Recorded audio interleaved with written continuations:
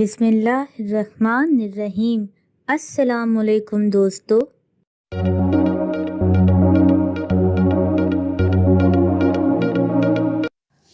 آج کا سوال یہ ہے، وہ کون سی تاریخ ہے جس دن سب سے کم موت ہوتی ہے؟ جواب کمنٹ میں دیں 1 منٹ میں۔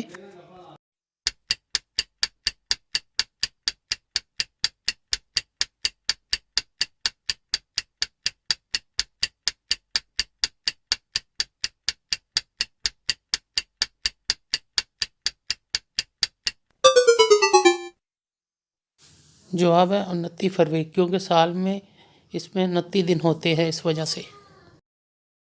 اس ویڈیو کو لائک کریں، ہمارے چینل کو سبسکرائب کریں اور بیل آئیکن ضرور پریس کریں ہماری نیو ویڈیو سب سے پہلے دیکھنے کے لیے۔